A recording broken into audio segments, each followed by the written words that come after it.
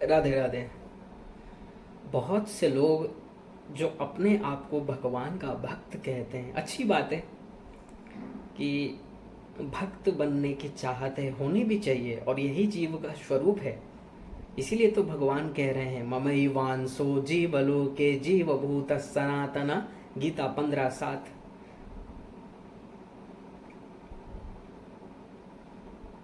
कि समस्त जीव मेरे ही अंश हैं, ये सब मेरे हैं। स्वकृत पुरी स्वमी बहिरंतर संवरणम तव पुरुषम बदंत अखिल शक्ति धृतों स्यकृतम 10:87-20 भागवत। कि हम सब भगवान के दास हैं, मानना चाहिए। लेकिन हम इस बात पर ध्यान नहीं देते कि दास कहते किसको हैं, दास का मीनिंग क्या है, इस बात पर हम ध्यान नहीं देते। दास का मतलब है, उसका एक ही लक्ष्य है कि मैं कैसे अपने स्वामी को सदा प्रसन्न रखूं, बस, और कुछ नहीं। अर्थात पूर्ण रूप से समर्पण हो जाना। जैसे एक पतिव्रता नारी अपने पति के प्रति पूर्ण समर्पण हो जाती है, ऐसे ही दास का कर्तव्य है कि वो अपने स्वामी के प्रति पूर्ण समर्पण हो जाए। यदि इसमें थोड़ा भी कमी है तो वो टॉप क्लास का दास नहीं है, पहला बात। और संसार में जो अपने को दास बता रहे हो, भक्ति कर रहे हो, 99.9% लोग भगवान से जा जाकर कुछ ना कुछ याचना करते हैं, मांगते हैं। भगवान से जाकर कुछ ना कुछ मांगते हैं और अपने को दास कहते हैं। ये दास का लक्षण नहीं है, बिल्कुल भी नहीं है। क्योंकि प्रहलाद जी ने ही कहा 7वें स्कंद के 10वें अध्याय का 4था श्लोक, जब भगवान ने उनसे कहा कि बेटा वर मांग लो, तो उन्होंने कहा कि यस्त आशीष आशास्ते न सवृत्य सबई बणिक। कि हे प्रभु, आपकी भक्ति करके, अर्थात या फिर आपका भजन करके, आपकी सेवा करके, यदि कोई भी दास, कोई भी मनुष्य, कोई भी जीव आपसे कुछ मांगता है तो माफ कीजिएगा, हम उसे दास नहीं मानते। क्या मानते हो? सबई बणिक। वो बणिक है, व्यापारी है, बिजनेसमैन है, बिजनेस कर रहा है। जैसे हम किसी दुकान में सामान लेने जाते हैं, 1000 रुपये का तुमने सामान लिया है तो 1000 रुपये दो और सामान लो। ऐसे ही ये लोग क्या कर रहे हैं कि हम आपका भजन कर रहे हैं, आपके मंदिर में आ रहे हैं, हमने आपके लिए ये किया, आप धन दो, आप घर दो, बेटा दो, बेटा का शादी करा दो, बेटे के बच्चे नहीं हो रहे बच्चा दे दो, पुत्र नहीं हो रहा है पुत्र करा दो। तो ये सब दास नहीं है, ये कपट है।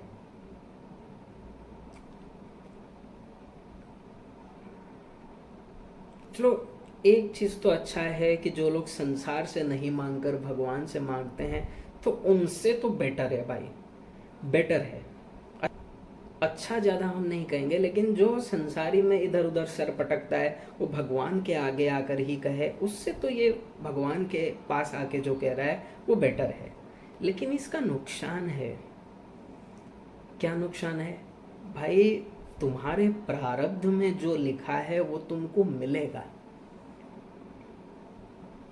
हम भगवान को नित्य गाली दें, यदि प्रारब्ध में अरबपति होने का लिखा है, यदि प्रारब्ध में लिखा है कि तुमको यश मिलेगा, पूरे विश्व के लोग तुमको जानेंगे, तुम नित्य गाली दो भगवान को, होकर ही रहोगे। यदि प्रारब्ध में लिखा है कि तुम प्राइम मिनिस्टर होगे, प्रेसिडेंट होगे, एक बहुत बड़े क्रिकेटर होगे, तुम नित्य गाली दे दो भगवान को, होकर ही रहोगे।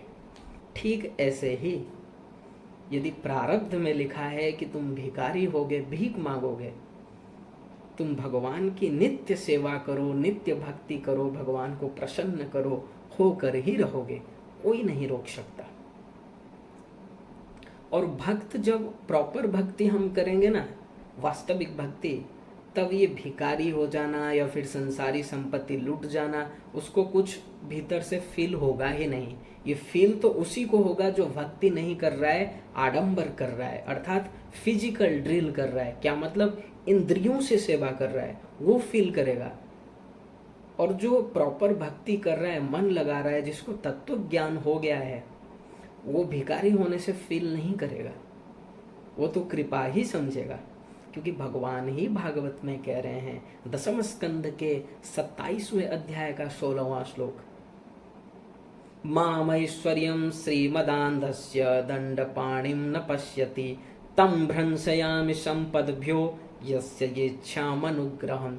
और इंद्र से भगवान कह रहे हैं कि हे इंद्र, मैं जिस पर कृपा करता हूँ तो तम भ्रंशयामि संपद्भ्यो, उसके संपत्ति को, अर्थात उसको जिसमें अहंकार है, मान लो किसी को संपत्ति धन में अहंकार है तो उसका धन छीन लेता हूँ। मान लो किसी को पद में अहंकार है, उसका पद छीन लेता हूँ।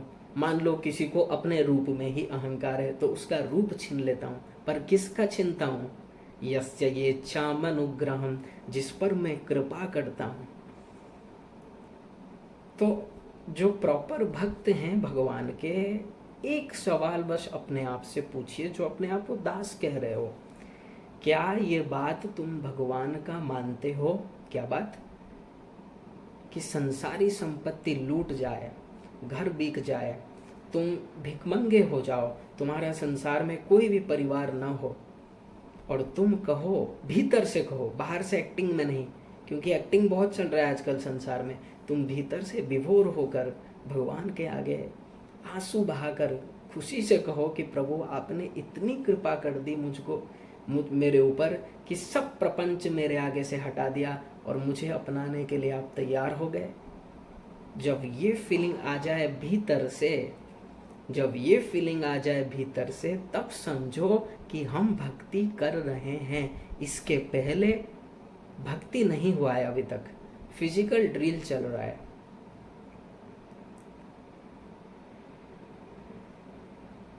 और कोई भी इस वाणी को भगवान का नहीं मानता है, क्योंकि प्रत्येक मनुष्य यही समझते हैं कि भगवान कृपा कर दें तो हम अरबपति हो जाएं, भगवान कृपा कर दें तो हम विश्व के मालिक हो जाएं, विश्व में सबसे बड़े अमीर हो जाएं, एलन मस्क के आगे चले जाएं।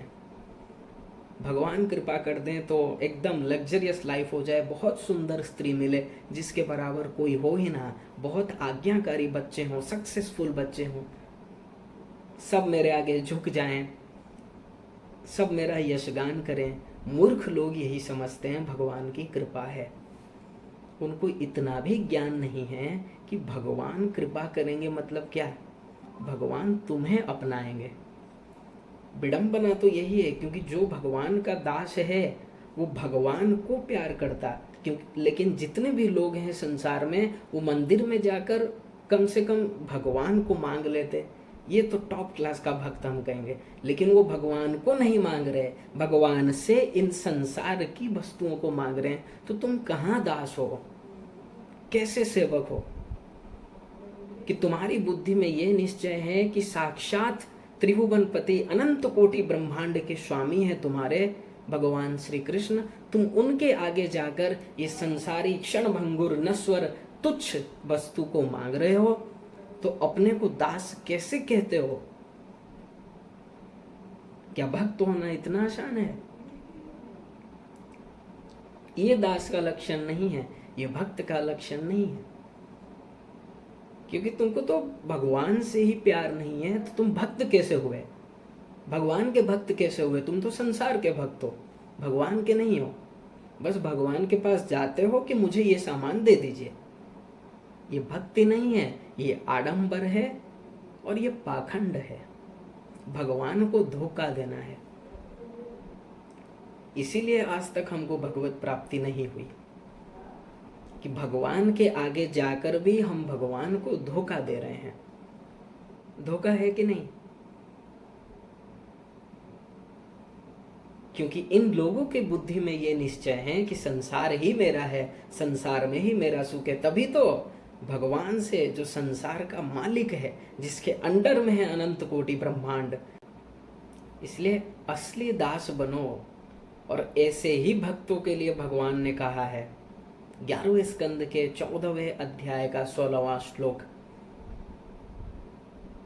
कि निरपेक्षम मुनिम शांतम निर्वैरम समदर्शनम अनुव्रजाम्यहम नित्यम पूये ये त्यंघ्रि रेणुभि।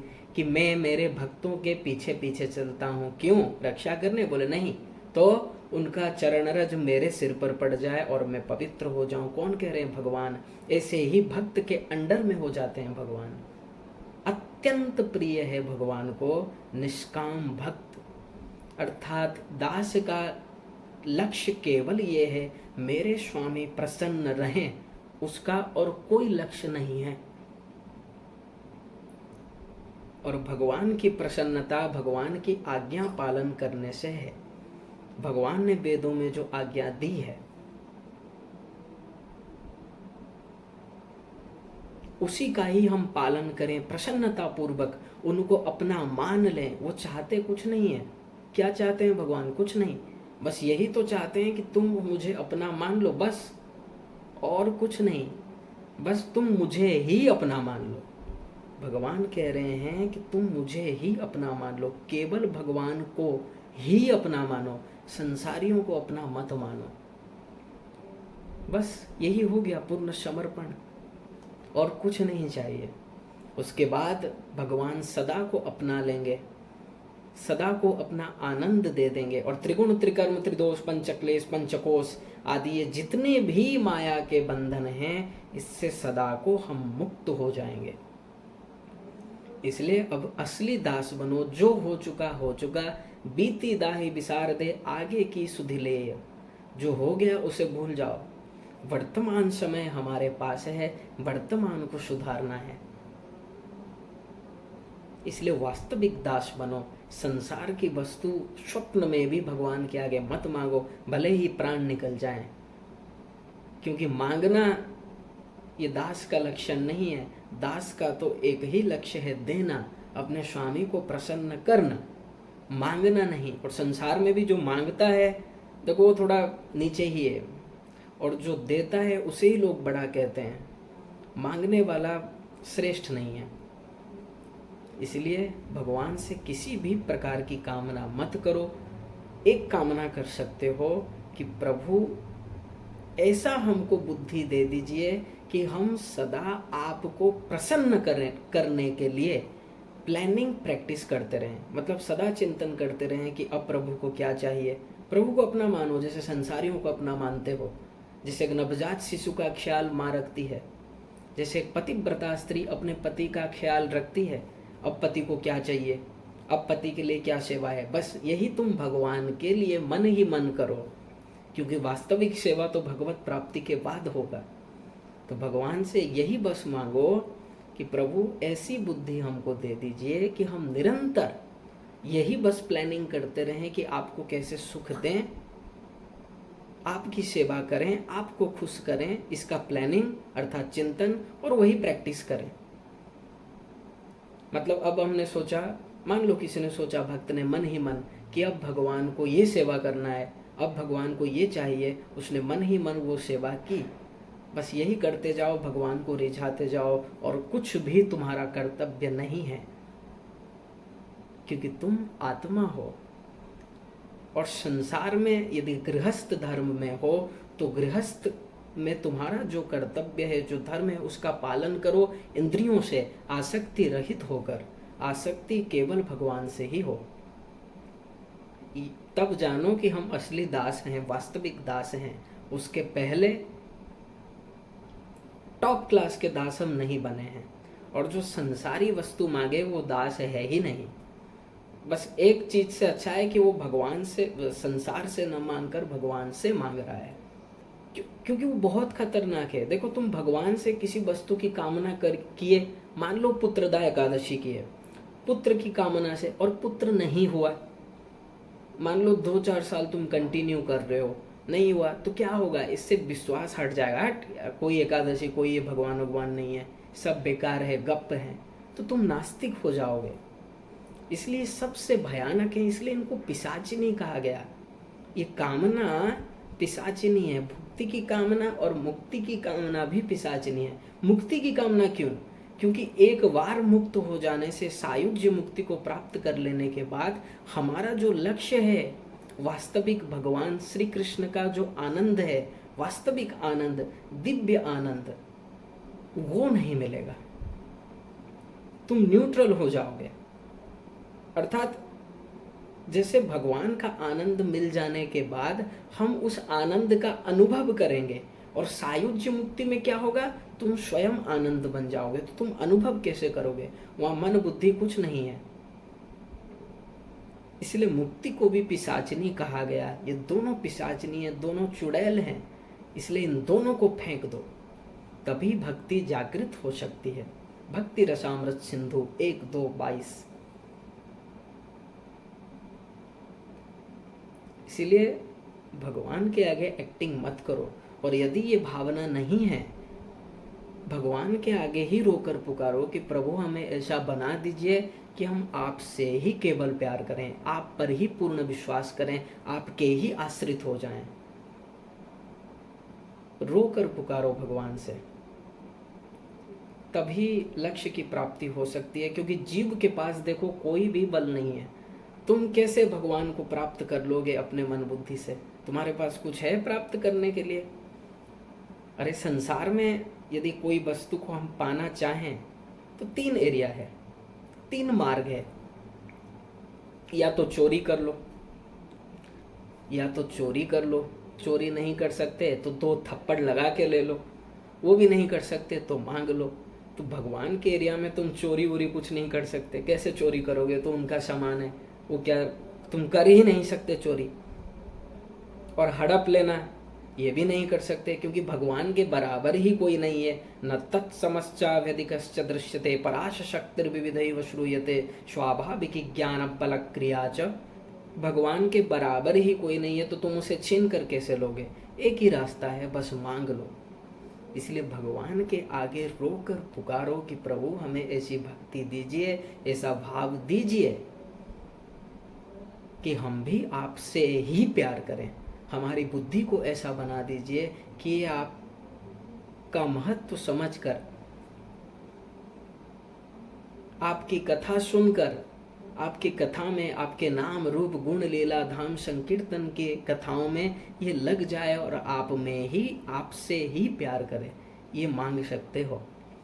इसको छोड़कर और कुछ मत मांगो। या तो कुछ मांगो ही मत, और मांगना है तो केवल स्वामी की प्रसन्नता, भगवान श्री कृष्ण की प्रसन्नता, यही मांगना है। यही दास का कर्तव्य है। इसको छोड़कर जितने भी हैं उनको दास टॉप क्लास का नहीं कहा जाएगा। वो भी दास हैं, जैसे सकाम हैं। सकाम भगवान के एरिया में, अर्थात जो भगवान का दर्शन मांगते हैं, भगवान का स्पर्श चाहते हैं, भगवान से मिलना चाहते हैं, लेकिन अपने मर्जी से अभी दर्शन देना है तो अभी दो।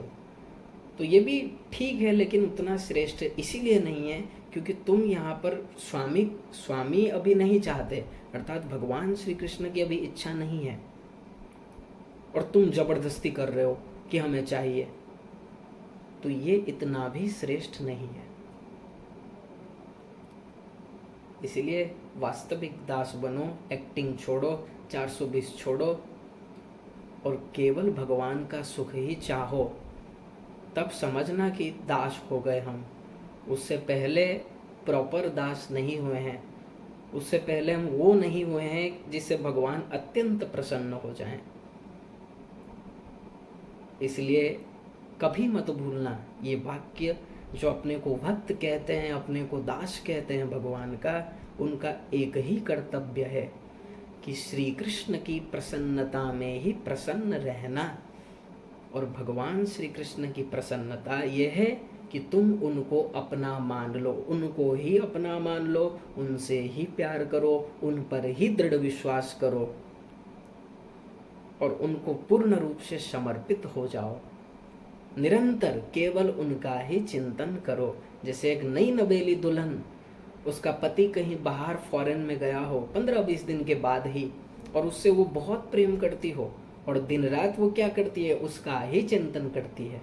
ऐसे ही तुम दिन रात भगवान का चिंतन करो, भगवान के प्रति प्यार बढ़ाते जाओ, बहुत जल्दी भगवान मिल जाएंगे, कोई नहीं रोक सकता। ये चैलेंज है, लेकिन ये सब बात मानना पड़ेगा, इसके बिना काम नहीं चलेगा और कोई भी उपाय नहीं है।